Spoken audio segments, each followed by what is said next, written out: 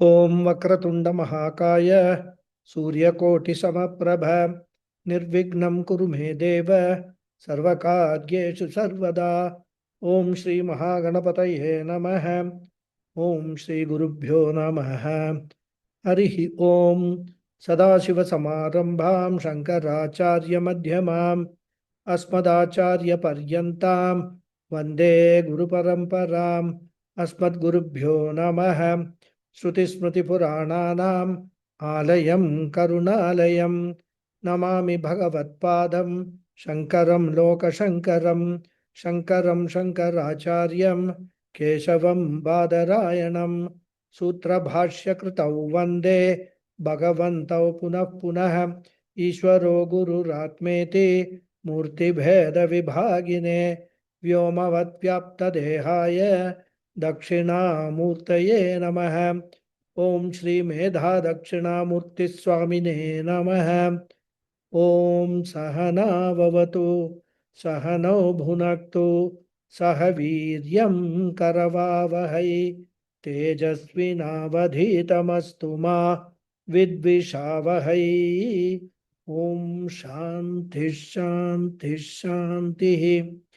हरि ओम श्री गुरुभ्यो नमः। हरि ओम। ओम भद्रं कर्णेभिः शृणुयाम देवाः भद्रं पश्येमाक्षभिर्यजत्राः स्थिरैरङ्गैस्तुष्टुवागुंसस्तनूभिः व्यशेम देवहितं यदायुः। स्वस्ति न इन्द्रो वृद्धश्रवाः स्वस्ति नः पूषा विश्ववेदाः स्वस्ति नस्तार्क्ष्यो अरिष्ठनेमिः स्वस्ति नो बृहस्पतिर्दधातु। ओम शांति शांति शांति। हरि ओम श्री गुरुभ्यो नमः। हरि ओम। So namaste once again everyone. Namaste Guruji. Namaste. So Namaste Guruji. namaste. Hari Om, Hari Om, Hari Om. Namaste Guruji. Namaste. So 10th mantra we will chant. You can all unmute. Purusha evedam vishwam. Purusha evedam vishwam Karma tapaha. karma tapaha Brahma paramritam.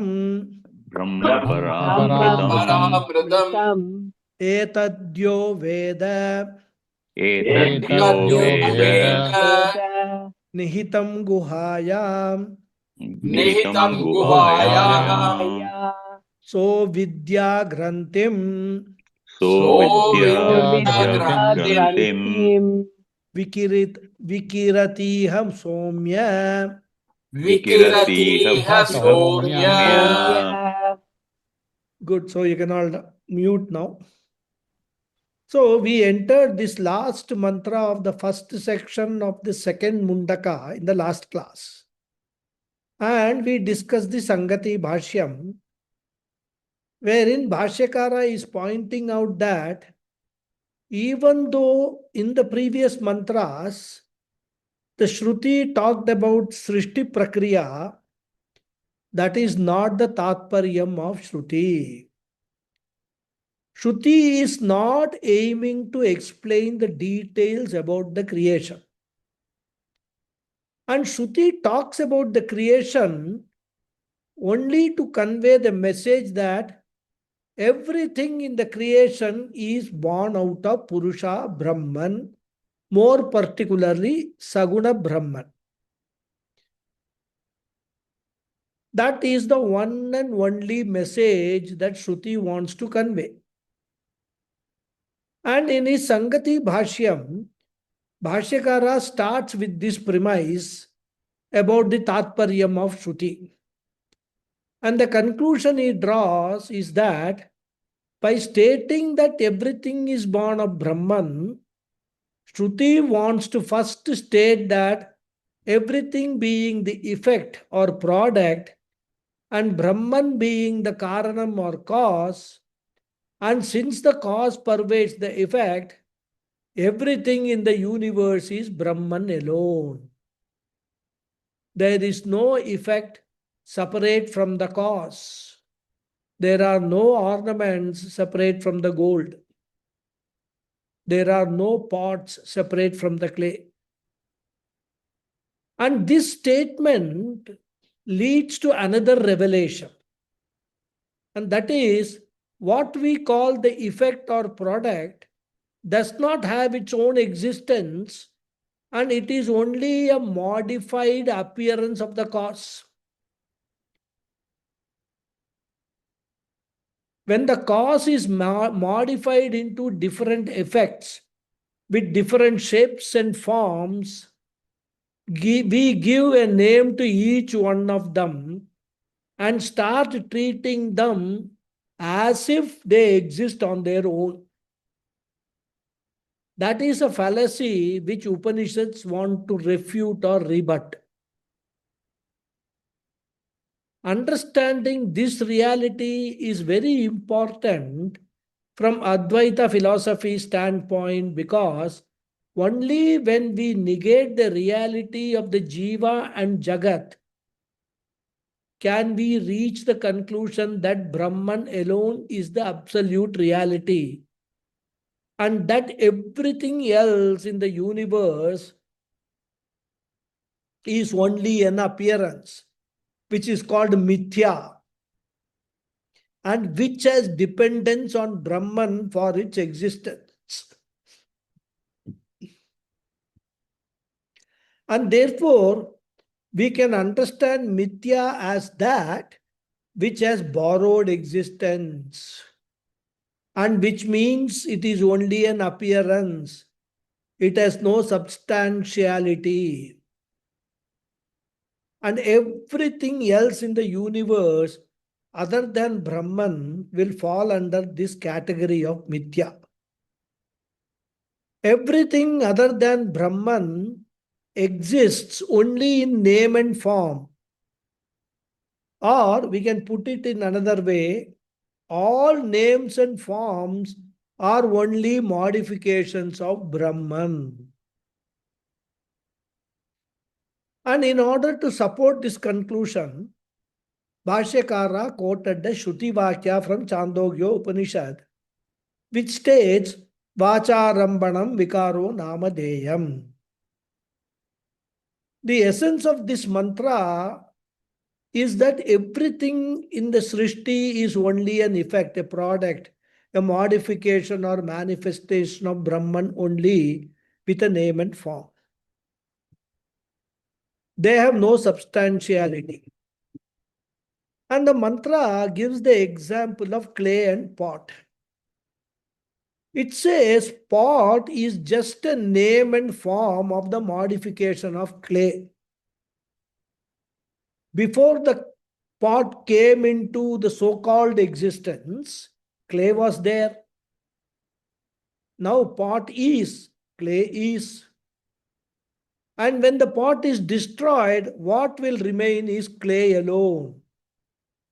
And therefore, clay alone is the absolute reality, and pot is just a name and form given to clay.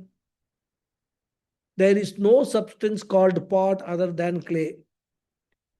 So, Sarvam Khalvidam Brahma concludes the Upanishad.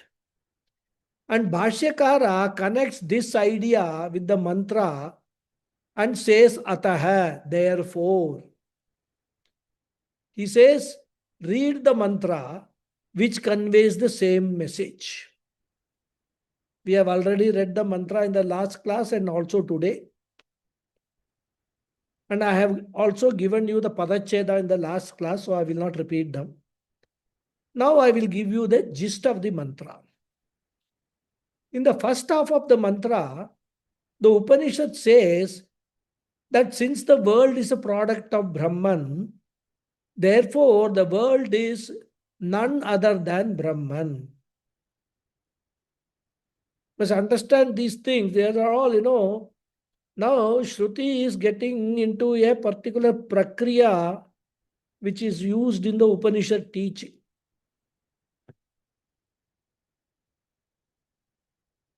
What it means to say is, since the product is an effect of the cause, there is nothing called the product. Cause alone prevails rather. And such a statement is called Bhadayam Samanadi Karanyam.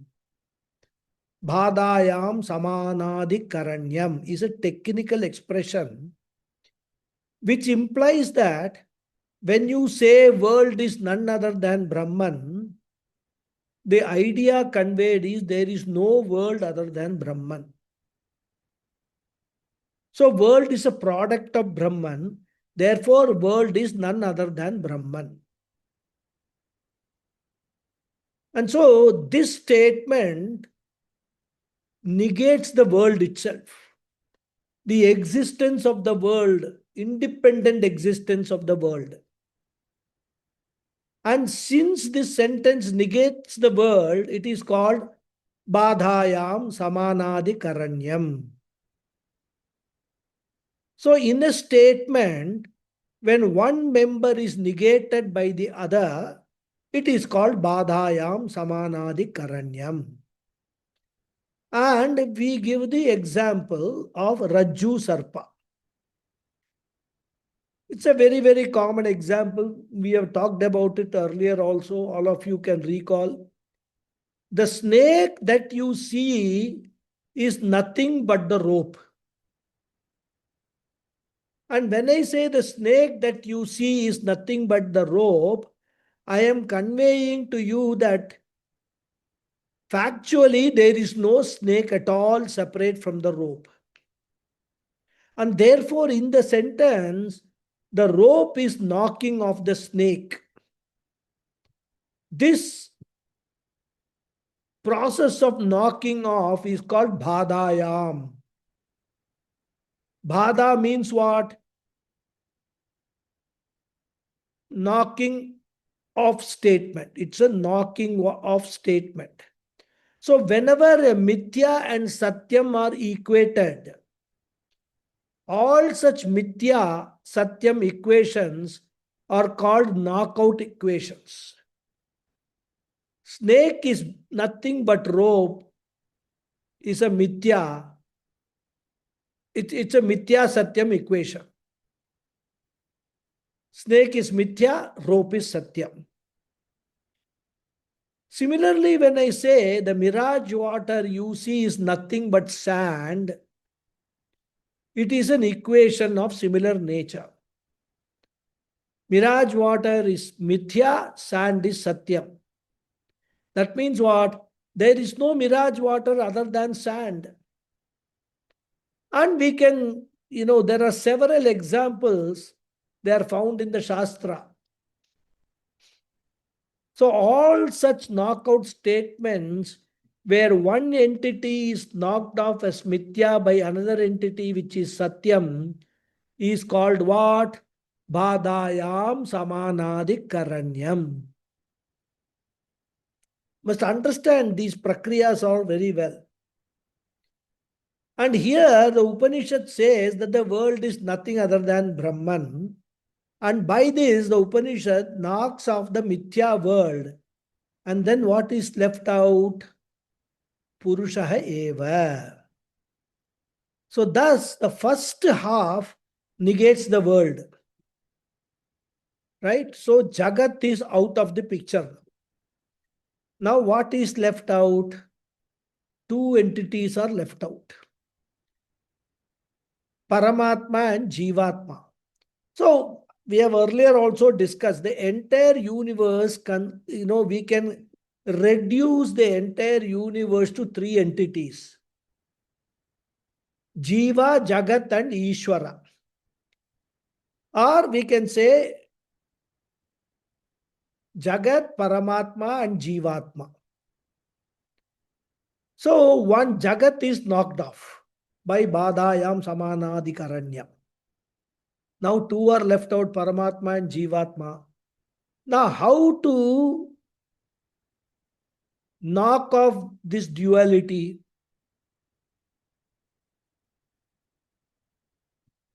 in the second half of the mantra, the Upanishad says that the way to knock it off, this duality, is one should know the Paramatma as identical with Jivatma. So there is no Jivatma other than Paramatma. So what you call Jivatma, Paramatma separately is one and the same entity, which is Paramatma. So now here is another equation between Paramatma and Jivatma. And what is the equation? If you reduce these two entities to a similar equation,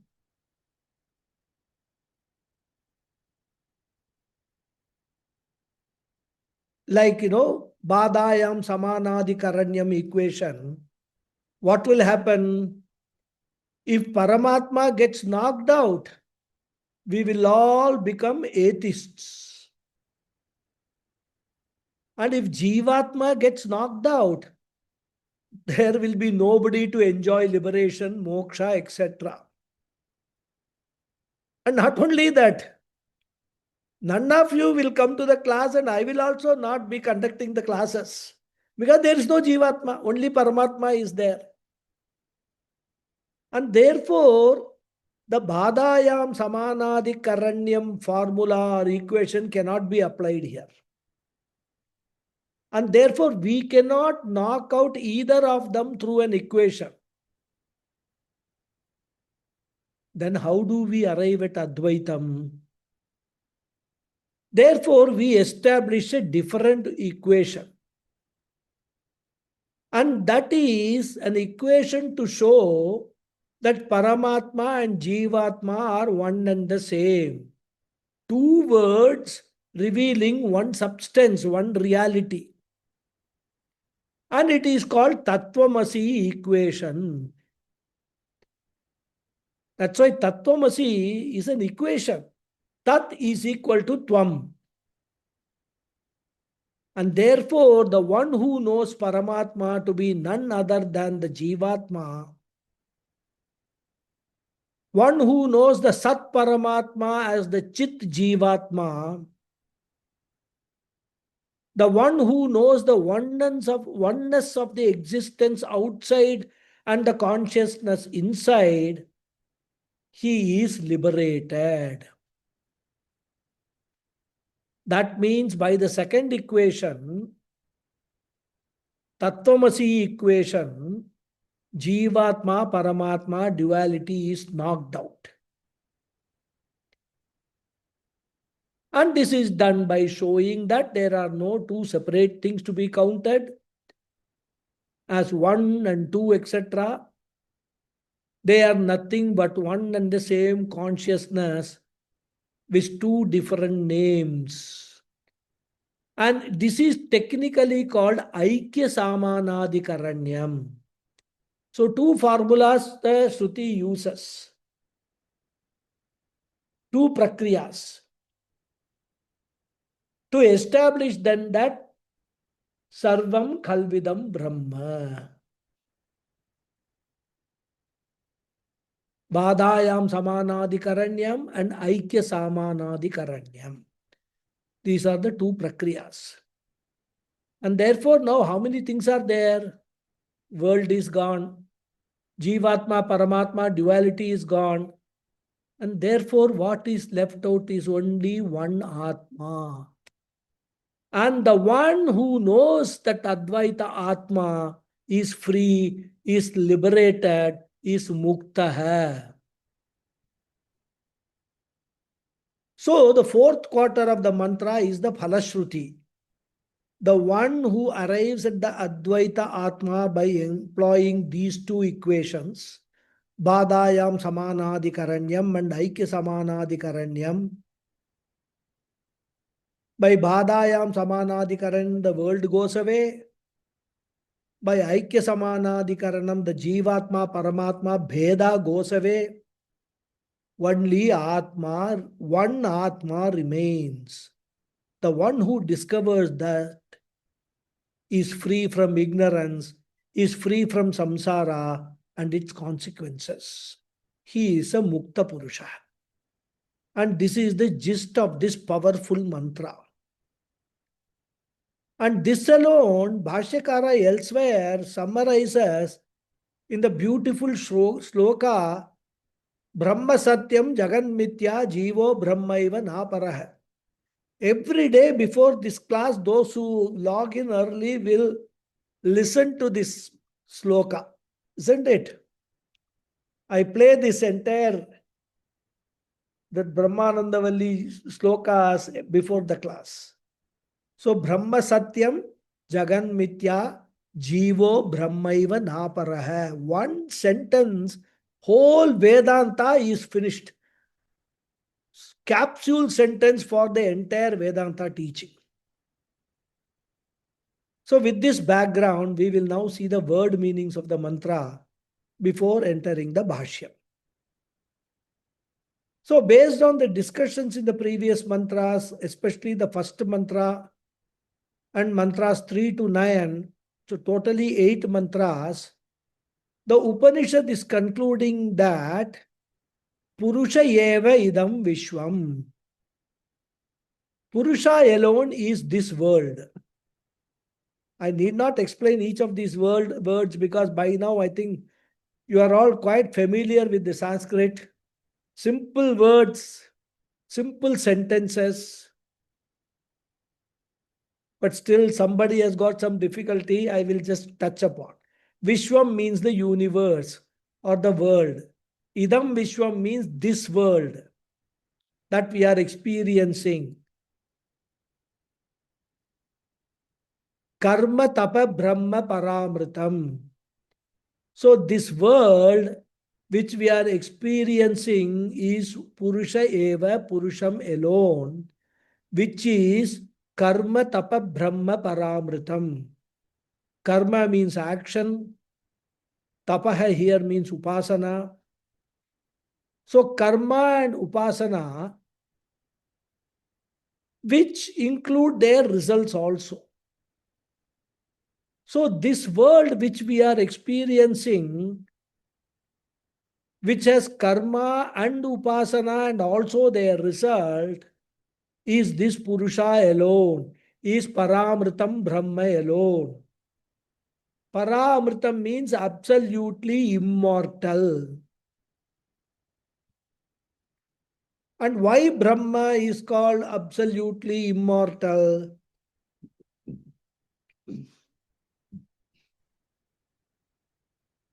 Because according to Shastra, there are other things which are also considered to be Amritam. Amritam means immortal. Like heaven is considered to be Amritam. Brahma Loka is also considered to be Amritam. Because it seems in Swarga and Brahma Loka, etc., there is no death. Or even if there is, it's a very prolonged life a person lives, a jiva lives. So as though there is no death, they are called Amritam. But we must remember Bhagavad Gita, that long life which they get in the Brahmaloka or Swargaloka is all the result of the punyam that they have earned in the Bhuloka. So Chine Punye Martelokam Vishanti, at some point in stage, maybe after, even it can take it a millions of years, we don't know. They will have, the jiva has to come back to earth to earn more punya or more papa, as the case may be. And therefore, even though the Shastra calls them Amritam, immortal, we must understand they are relatively immortal. But Brahman is absolutely immortal. Therefore, Paramritam. So all these are nothing, the karma, upasana, and also their results are nothing but absolutely immortal Brahman. This fact is to be assimilated so that it doesn't remain just a piece of information.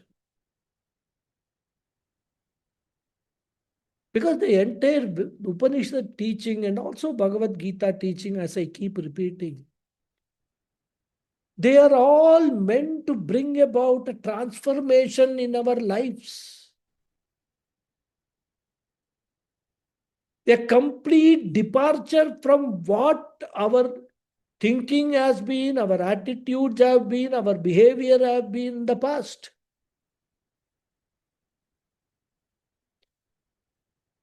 In fact, in our life, we don't even think of all these things. If you look at a cockroach, I'm not referring to the cockroach Janata Party, a cockroach in your house. The moment you understand that this cockroach is nothing but Brahman, is Paramatma, is a name and form given to the Paramatma, you will put down the chappal or the broomstick which you have taken to kill that cockroach. I'm not suggesting that you must keep the cockroach and then do puja, etc. But then that very thought of causing hurt will go away.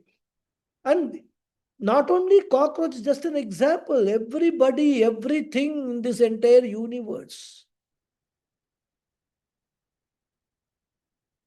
Your attitude will change, your behavior will change. And that is what is liberation is all about, moksha is all about.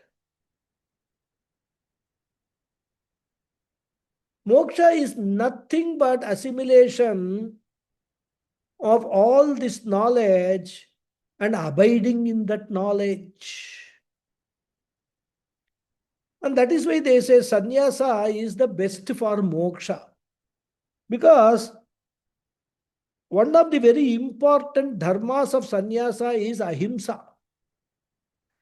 As grihasthas or vanaprasthas, we may not appreciate ahimsa that much. But sannyasa takes a vow of ahimsa. Anyway, we'll come back to the subject. Okay. So when we say that all pots are nothing but clay,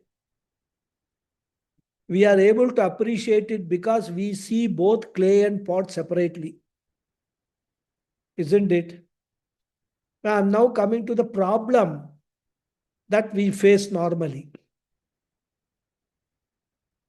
So there are two entities we say, a pot and a clay. Two entities we see. We know what a pot is and what a clay is, and therefore no difficulty in understanding. But when it is said everything is Brahman, this everything including you, me, this laptop, this mobile, this table, this water bottle, etc., how do we appreciate that all of them are Brahman alone? Because we have not seen nor are seeing any Brahman, isn't it? So even though I recognize all the objects, I am not able to readily appreciate that all of them are Brahman. That is the problem that we face. Of course, when the Acharya tells us that this statement is based on what the Shastra says, in the class we may nod our head. We say, yeah, I understand. But the question will remain in our minds, what does it mean? How do I appreciate that everything is Brahman? What type of Brahman it is? And for that, we have to do more analysis. And it starts with understanding that every cause will be inherent in the effect. Like clay is inherent in all the pots. So clay will be a common factor in all the effects of clay. What could be the big pot, small pot, or a plate made of clay, a cup made of clay, cooking, vessels made of clay. All of them are made of clay. All of them are effects of clay. So what is common between all of them? Clay as a common inherent factor is common. Similarly, in this everything which we refer to the entire universe, what is the common factor?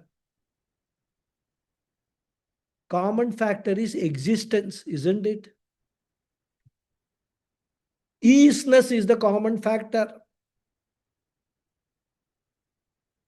Suppose we are asked, what are all there on this table? In my child, as children, we have played this game, memory game they call. The elders, they will put so many things on a table, call the children, ask them to see the table for 2 minutes or 3 minutes, then go down and then go away into another room and write down what all they have seen. It's a memory game to improve the memory of the children. Those days we used to have it. These days, I don't know what kind of game children play. Here, all memory games are all, on the computer only, I think they are playing. Anyway. So when we are asked what are all on this table, we will say laptop is, water bottle is, this table is, mobile phone is, mouse pad is, mouse is, etc., etc., etc. I will say the towel is. So what does that is convey? Each one of them are existing.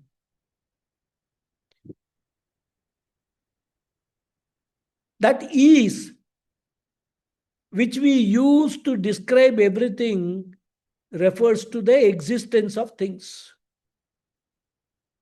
So existence is the common factor among all these things. And the Shruti says that existence is Brahman. It is the Sat aspect of Brahman.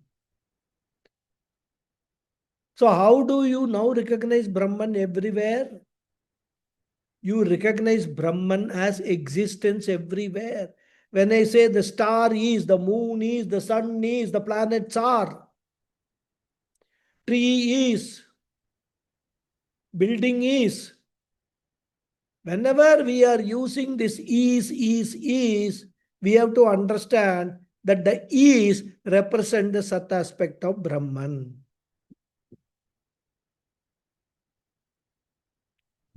So what is a laptop?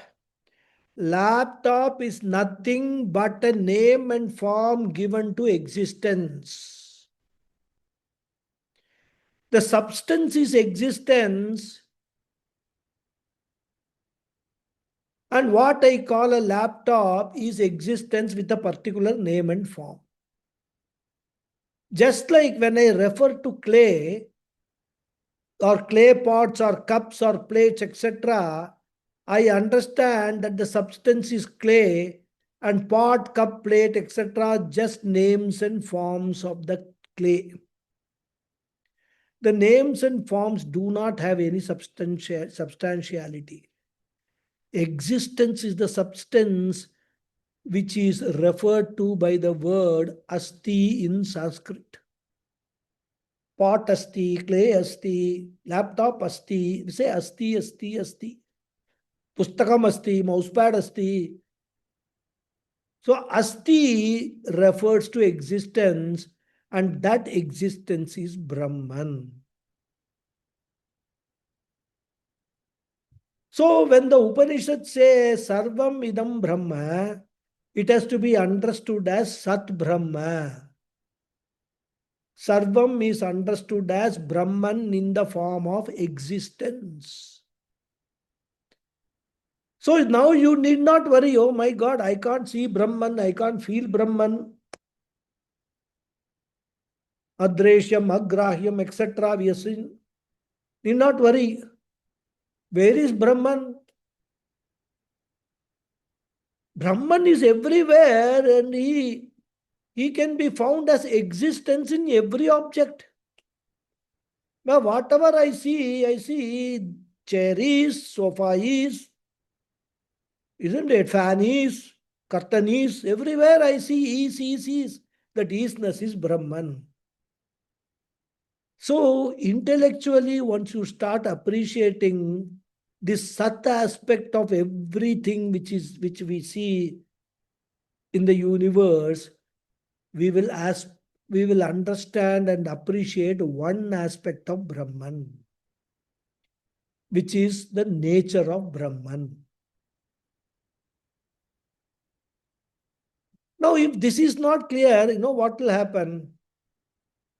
People will have some mystical idea. Since I cannot see Brahman, I will have to deeply meditate till I see a halo or some light. And that halo or light must be Brahman. This is what will happen. I will do Nididhyasana. To do what? To see Brahman. To experience Brahman, I will close my eyes and do Nididhyasana. All such funny ideas will come.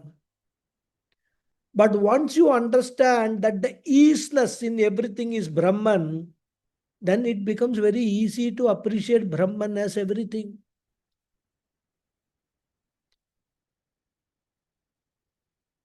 When you ask somebody, who are you? And the person says, I am so and so and so, that am which is using is Brahman. Because he is showing his existence by using that word am. When you are taking a walk in the park, you see the grass and say to yourself, the grass is green. The moment you say the grass is green, that grass is Brahman. When you see a flower and say to yourself, oh, that flower is beautiful. When you say is beautiful, that flower is Brahman. Like that, whatever we recognize as is, if we understand that all of them are nothing but pure existence aspect of Brahman, then it becomes very easy to appreciate Brahman. So everything is nothing but existence, and that existence is Brahman, Sat aspect of Brahman. Now there will be another issue. The student will say, fine, I understand that isness in everything represents Brahman. But in the case of clay and pot, I am able to appreciate the cause and effect independent of each other. But in the case of everything in the world, I do not experience existence anywhere free from Nama Rupa. Isn't it? Wherever I cognize Brahman, I cognize existence along with Rama Rupa only. I say flask is. So both I am cognizing. I am cognizing the flask. I am also cognizing Brahman as is. So the pure existence that you are talking about, I am not able to cognize. So I am able to understand, I am getting Brahman, but it seems adulterated Brahman, not pure Brahman. Then the Shastra says, yes, in the world, in every object, there will be existence only with Nama Rupa. If you want to recognize Brahman without Nama Rupa, the existence without Nama Rupa, what you have to do? You have to negate Nama Rupa. So you have to negate all the attributes, Shabda, Sparsha, Rupa, Rasa, Gandha. All the attributes you have to negate. And this is not an actual negation, but a cognitive negation. Only in your understanding you negate. And for that, what we have to do? We have to do a thought experiment. Like it seems what Einstein used to do. Thought experiment means you have to visualize certain situations and analyze. Suppose my eyes are not functioning, then what will happen? Rupam will not be there. Color will not be there for me.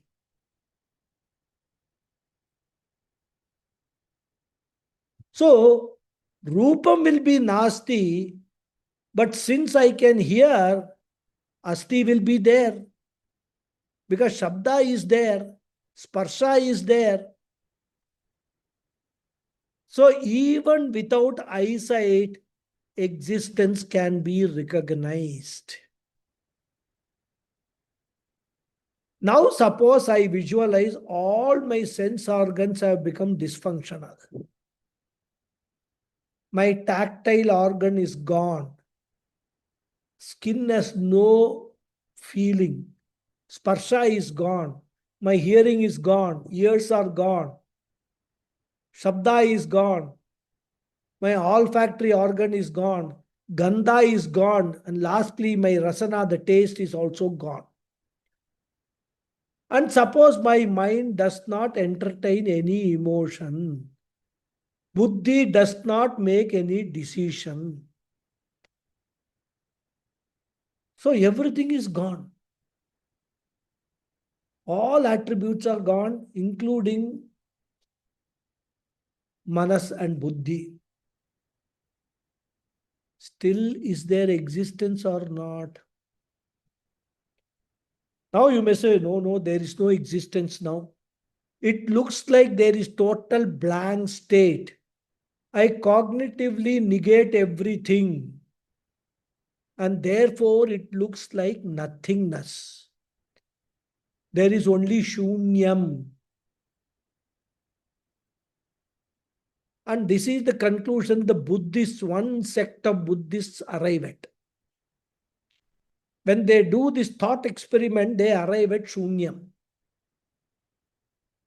But the Shastra says it is not a state of shunyam. It is not a state of nothingness because the negator of everything is there. He remains. The one who is aware of the negation of everything continues to be there. How do I know everything is shunyam? There is shunyam, that there is nothing. That is knowledge, that is awareness. So I am aware, so I am. I exist. So the negator has got existence. So aham asmi is still there. And therefore, Shastra says, pure existence can never be negated. Even if all names and forms disappear, even if all the attributes disappear, pure existence will still be there. And what is the content of that negator who has been negating everything? The content of the negator is I myself, consciousness, awareness. And therefore, when you start your search for existence without name and form, it ends up in the self-consciousness, the content of the negator of all attributes.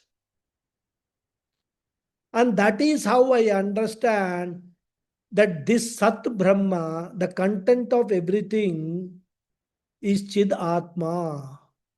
So Sat Brahma is Chidatma. And this is technically called Mahavakyartha, where this Tatpada Lakshyartha is equated to Twampada Lakshyartha, Tattvamasi equation. And the journey ends there. And therefore, Sat Brahman is finally understood as Chid Atma. And as I said, this is called Mahavakyartha Bodha, otherwise called Aikya Bodha, the knowledge of oneness. And this is how we arrive at Tattvamasi equation. In the Samanadikaranyam language, it is called Aikya Samanadikaranyam.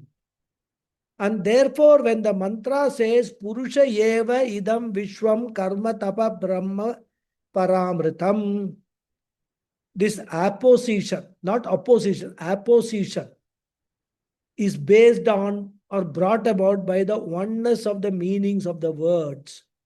And this is how we have to assimilate this message. Therefore, the mantra says in the second line, Etad yaha veda nihitam guhayam saha avidya granthim vikirati iha somya. So, somya is sambodhana, addressing the student. Remember, this whole conversation is taking place between whom? Acharya, Angirasa and Shonaka, the student. That background from the first section we must not forget. The whole thing is a teaching by the Acharya to the student. So here, the Acharya addresses the student as He Somya, which is equivalent to saying, my dear, oh pleasant looking one. So, He Somya, Yaha, one who, Veda, knows, Etad, this Brahman, one who knows this Brahman in this manner, Nihitam Guhayam. Nihitam means present, available for recognition.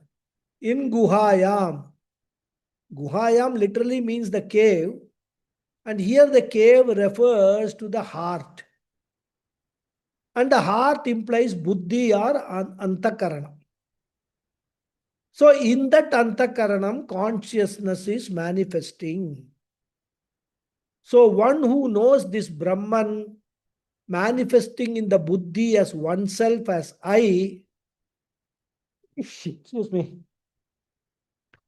as I the consciousness, one who knows that Brahman, which is the content of the universe, as this very I, which is consciousness, Saha, that person, Avidya Granthim, the knot of ignorance, Vikirati means destroys, Iha means here in this life itself.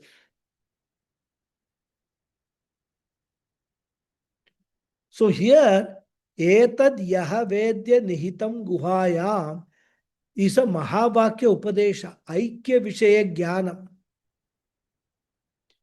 So here it is said that Jagatkaranam Brahma, Sarvatmakam Brahma is recognized as consciousness obtaining in the buddhi as I, as oneself. And why is buddhi compared to a guha? Just as the cave is dark, similarly, our buddhi has also got the darkness in the form of ignorance, especially ignorance of the absolute reality Brahman. And when there is darkness, even though things are present, you will not be able to recognize them. Similarly, Brahman is present in and through the entire universe and is also very much present in the buddhi as I. But since there is ignorance of this fact, it is not recognized as such. And therefore, the buddhi is compared to a cave. Ignorance is compared to a darkness in the cave. That is why it is called Guhayam, Nihitam Guhayam. Therefore, Etad Yaha Veda, the one who knows this. That means the one who knows the Jiva Brahma Aikyam. The one who knows that there is only one reality which is Advaitam Brahman. Saha avidya grantim vikirati iha. Avidya grantim means the knot of ignorance. Vikirati destroys iha in this life itself. He becomes a Jivan Mukta. So we started with 3 entities in the first mantra, where it was said Jivas are born of Aksharam Brahma. So Jivas are there.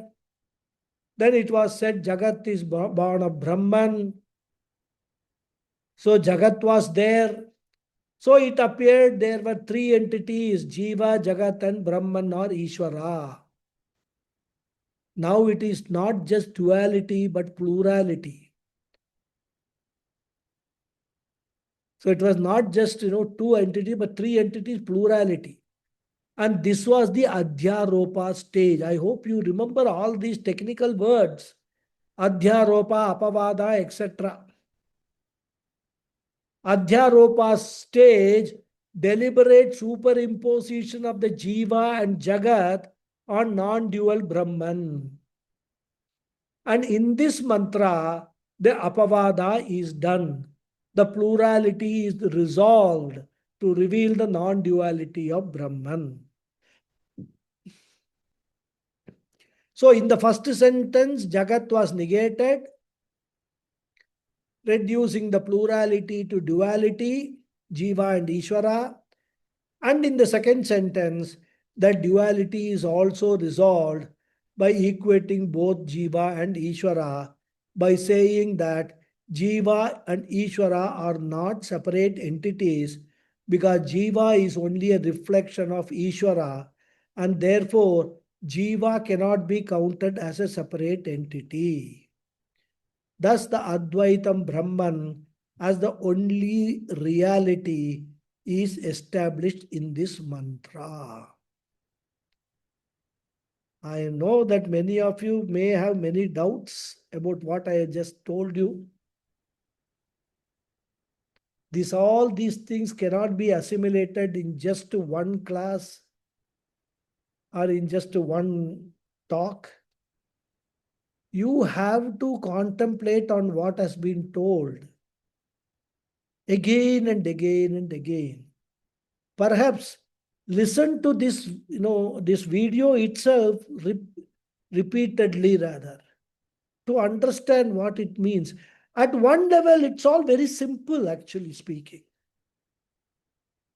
Now, if I understand easiness in everything is Brahman, is it that difficult to understand whenever we say ease, that ease is Brahman? But another level, since we have never ever been exposed to such thinking, we will come back to the square one. Oh, I cannot experience Brahman. How do I experience Brahman? So this mantra is a very, very important mantra that we should, it reveals the entire secret of the Upanishad. What the Upanishad wants to reveal is revealed in this mantra. So now let us go to the Bhashyam and we will read. All of you can unmute. It's a little long Bhashyam, not very short, but still we will read. I think we can complete the reading at least. Purushaha evedam Vishwam sarvam na Vishwam nama Purushat anyat Kinchit asti Ataha Yaduktam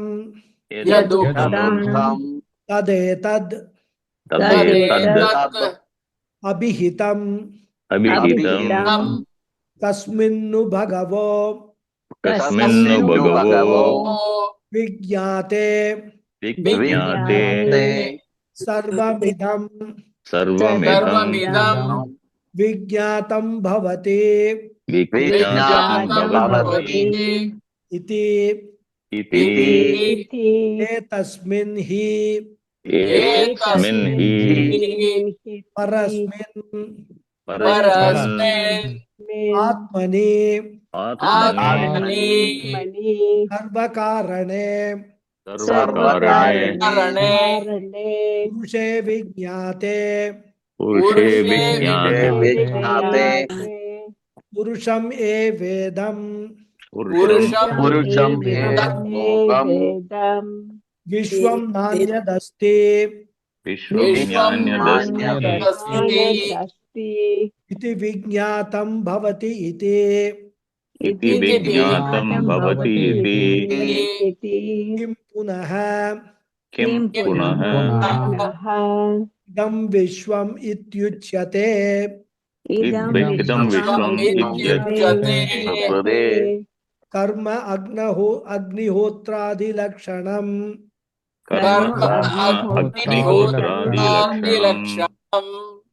tapajnanam tapajnanam tatkritam phalamanyat tatkritam phalamanyate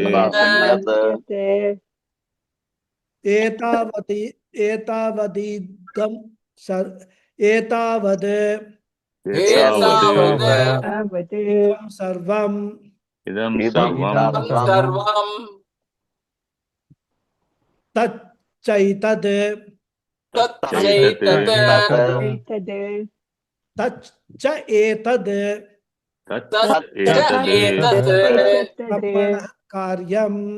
brahmana karyam karyam tasmat sarvam brahma tasmat sarvam brahma paramritam paramamritam ahameveti ahameveti yo veda yo veda nihitam stitam nihitam ayam ayam vidhi sarva praninam Triti sarva praninaam saha evam vijnanat evam vijnanad avidya grantim avidya grantim iva grantim iva dridibhutam dridibhutam avidyavasanam avidyavasanam yate vikriti vikirate vikshipate vikshipati nasayate nashayate iha iha jivaneva jivaneva namrtah san he somya somya priyadarshana. priyadarshana. So the first words in the Moolam is idam vishwam. As I said, vishwam means the universe. And Bhashyakara translate vishwam as sarvam, everything. So this everything is Purusha eva, is none other than Purusha, which refers to Brahman. So the short message is the world is Brahman. So naturally the question will come, when the Upanishad says the world is Brahman, should we take Bada Samanadikaranyam or Aikya Samanadikaranyam? Should we take it out as knockout equation or should we take it as identifying equation? Suppose you take it as Aikya Samanadi Karanyam. What will happen? If you say world is equal to Brahman, what will be the problem? Brahman is Satyam And if world is equated to Brahman, the world will also become Satyam and there will be duality. This will be one problem. And not only the world will be Satyam, the samsara problem, all our grievances, our sorrow, everything, grief, etc., they will all become Satyam. Because the source of all our sorrow, grief is this world only. So if you take it as Aikya Samanadikaranyam, Brahman is Satyam, world is Brahman. So Brahman and world are equal. Therefore, world will also become Satyam. And if the world is Satyam, it will be what? Not Advaita, but Visishta Advaita and Dvaita. That is what they claim. The sorrow in the world will also be Satyam. So what, you will ask? We will see in the next class. We'll leave it in suspense. Okay.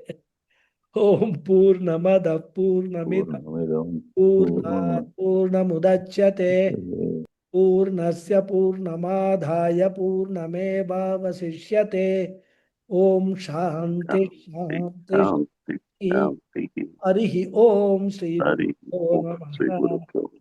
Harihi Om Thank you Dhanyavad very much, Guruji. Namaskaram. Namaskaram Namaskaram ಧನ್ಯವಾದ. Dhanyavadah Thank you, Guruji. Namaskaram. Thank you, Guruji. Hari Om. Hari Om Namaskaram Hari Om. Hari Om. So one question which comes, like how the Dvaita, this Acharya, Madhvacharya claims that Panchaveda and all that. Very clearly Upanishad says there is no Veda. They don't. How they understand it differently?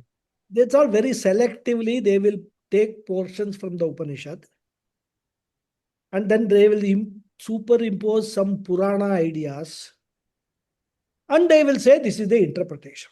That is what is very simple. For example, Tattvamasi is a very straightforward Upanishad Vakyam. Mhm. They will not interpret Tattvamasi. Atatvamasi. No. They say Atatvamasi. Tvam Tasya Asi. Oh. So that Tvam they will convert into Tasya. Means you belong to him. Mhm. Tvam Asi Tasya. You are of that person. So Paramatma is different, Jivatma is different, and Jivatma is a Amsha of Paramatma. Mhm.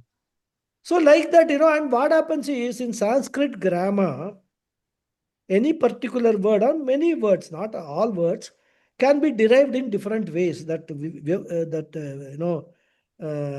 Derivation of the etymology can be in different ways. So some places they will use that and say the language permits, because Bhashikara also uses that at some places. They'll say, if you can use, we can also use, so we will use it this way.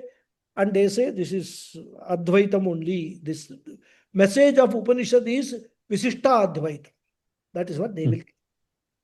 But then all Upanishads do not have similar sentences. So they will get caught. If they say, okay, you can use Chandogya Upanishad for one interpretation. What about Kathopanishad? There is no such word there. They say, no, Kathopanishad and all we don't consider. We go take Chandogya is the authority for us. So like that it goes on. Such debates go on and on and on. From our point of view, I will tell you what is the problem if we take the world and all our sorrow, grief as Satyam. The next class I will explain. Because now only 4 or 5 people are there. Then we can never get rid of our grief, isn't it? It stays permanently. Permanently, there is no moksha. Anandam cannot be there. Satchidananda, that Ananda will not be there. So if you ask them, how do you then say Ananda? They'll say, no, that's all just a, it's a Satchidananda is a glorification of Brahman. Actually, nobody can have real Ananda at all. That is their conclusion. So what you Then can, it also becomes Shastra Anarthakyam. All yeah, that will so come. many things, so many consequences will follow. And we will say, you see, you take all the 108 Upanishads. They all say the same message, how can you just pick and choose from one Upanishad here and there? Prashno Upanishad, they will quote some Vakyam and say, you see, here it is said like that. So it is all there. See, the beauty of such debates is, if you have attended some Supreme Court or High Court, arguments, each party will pick up what is in favor and they will, tell the judge, this is what it is. He will actually camouflage what the truth in the other party's side. So like that, everybody will project their own, this thing. So every time, they will argue. It is typically that's what goes on. If I say that there is a NEET paper leak in this BJP rule, they will say, what about Congress rule? There also leaks took place. So like that, this is a never-ending, argument keeps going on. So as Vedantis and Advaitis, what we say, okay, you want to take it, you take it that way. We have no problem with that. We don't want to convince you about Advaitam. We don't want to say anything. We study the same Upanishad, we come to a certain conclusion. All that we request is, don't mock at us. You have a certain understanding, we have a certain understanding. And our understanding will give us Sat, Chit and Ananda. That is what every human, not only every prani is looking for Ananda only. One is Ananda, a comfortable situation, no grief, no trouble, no physical discomfort. That is why in Tattvabodha I gave an example. Even an animal like a cow, it will look for Ananda. How do we know? Suppose it is standing in a hot sun and it sees a very big tree nearby. What will the cow do? It will It move will move. to the tree and stand under the shade of the tree. Which means what? It wants the comfort of the shade. It wants that Ananda. So not only human beings, every animal, every jiva is looking for Ananda. That is the premise with which the Upanishad starts. How do you get that Ananda in a permanent way? And that Ananda actually appears and disappears for us, isn't it? When we are happy for certain moments, that Ananda surfaces. Then, of course, it is overtaken by our sorrow, grief, etc. Samsara problems. Then the Ananda disappears. So, there is an Ananda inherent in us that is known, which is coming and going, coming and going. It's like a tube light, Sometimes the starter, if there is a problem, the tube light will flicker, but it will not burn. So, starter problem or choke problem. So Upanishad fixes that starter problem, choke problem, and says, if you follow this methodology, you will get permanent Ananda. And goes into the source of all the grief. Why are you grief-stricken? Why are you sorrowful? What is the source of all this grief and sorrow? And then it analyzes and finally comes to saying that if you do all these things, develop sadhana chatushtaya sampatti, do Shravanam, Mananam, Nididhyasanam, all these things if you do, you will get permanent Ananda. Viveka Vairagya. Viveka Vairagya, Sadhana Chatushtaya includes everything. But one condition which Upanishads, time and again, they emphasize is, you must be a mumukshu. You must be wanting that Ananda, that liberation, that moksha, and nothing else.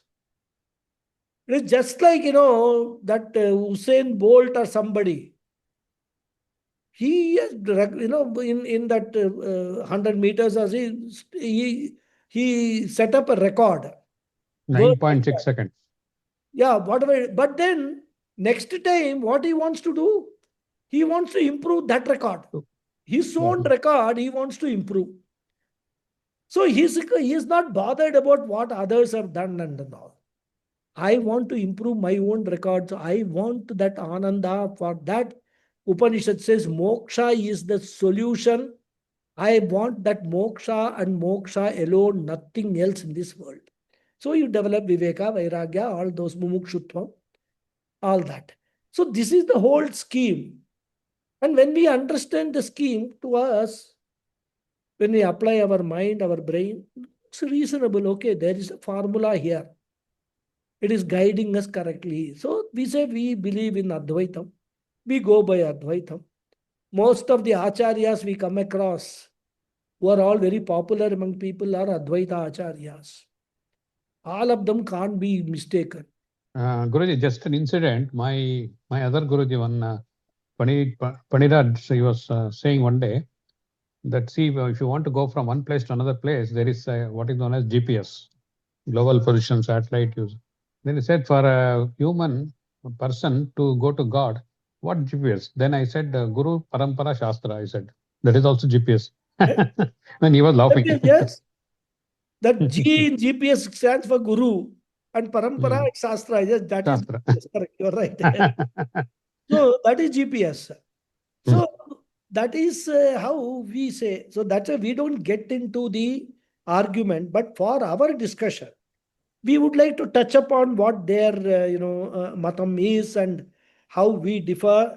What are the weaknesses there? In fact, Bhashyakara, in Brahma Sutra Bhashyam, you must study. Yes, I've studied him. I mean, fully every other matam he dismisses, Very convincingly he does that rather. So that is how it is. We will continue in the next class. Okay. Dhanyawad, Guruji. It's getting late for you.